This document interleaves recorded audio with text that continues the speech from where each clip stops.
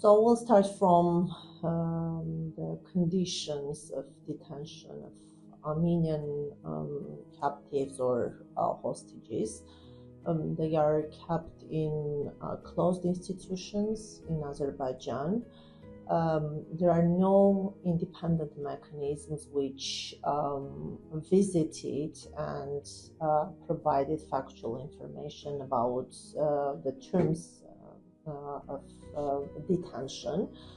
So basically, there is a lack of information. The only international mechanism which access to Armenian hostages is an International Committee of Red Cross. However, very strict requirements are applicable to the work of this organization, and unfortunately they cannot publish information.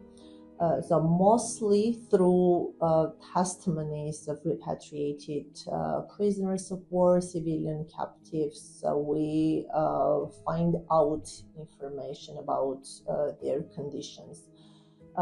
In general terms, we make claims that conditions are not in line with international human rights standards, starting from the situation in cells, lightening, food, hygiene, and so on. Their time is not properly managed.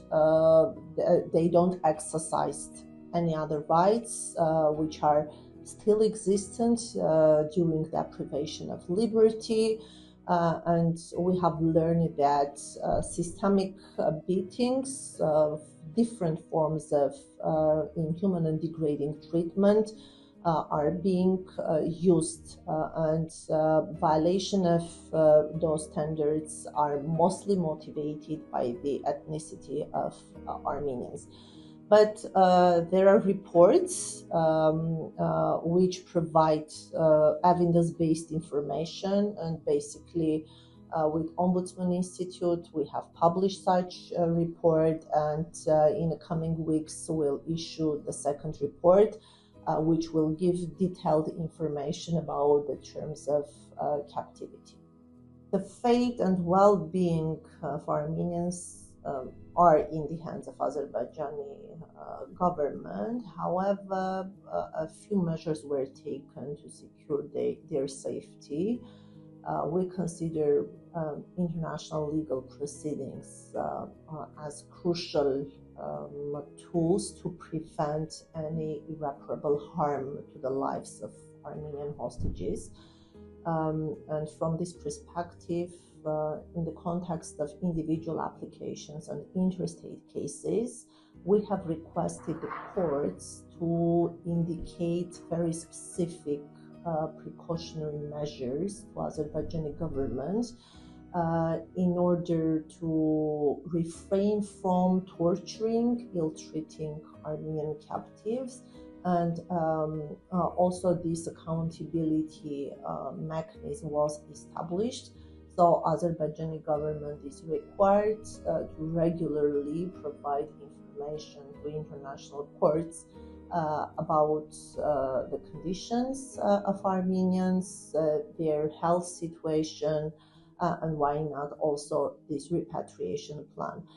Now, our observation is that Azerbaijani government fails to cooperate with international courts. They formally meet with this requirement and submit reports. However, the quality is very poor. They don't provide also supporting evidence, documents, and mostly make declaratory statements that Azerbaijan respects its international commitments. However, the role of ICRC is again important. In a dialogue with Azerbaijani government, they try to improve conditions, and we have noticed a slight improvement. definitely the initial periods of captivity were harsher compared to later stages. And we believe that regular visits of ICRC and their talks with Azerbaijani government helped to improve slightly these conditions of captivity. But those improvements mostly relate to conditions in cells or maybe food. However, ICRC is not in a position to prevent ill treatment or torture against Armenian hostages. Overall, Azerbaijan is not willing to repatriate Armenians as this purely humanitarian issue is being used as a tool to pressure Armenian government for concessions. Armenia alone is not in a position to achieve successful resolution of this matter, and international engagement would support those actions. So that's why raising awareness within Armenia and other societies would help to pressure different states to exert political pressure on Azerbaijani government to release Armenians. Without tools of political, moral pressure, Azerbaijan will not meet with its legal obligations. So in main international treaties, there is a clear obligation on states to secure immediate release of captives. Armenia and Azerbaijan entered even into agreement on 9th of November. This trilateral statement was approved, signed also with the participation of Russia. Notwithstanding, Azerbaijan also violated its political undertaking.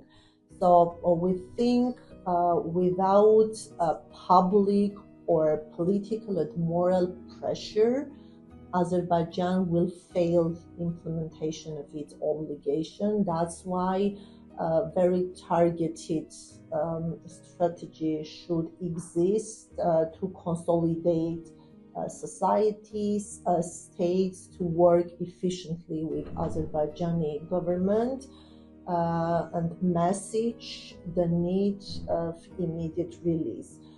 International community should be prepared to resort to harder tools in case these soft urges, calls are being ignored by Azerbaijani government. We think that at some point international community should be consolidated to secure sanctions against Azerbaijan or individual criminal liability issues to threaten with responsibility the high level of political and military officials of Azerbaijan.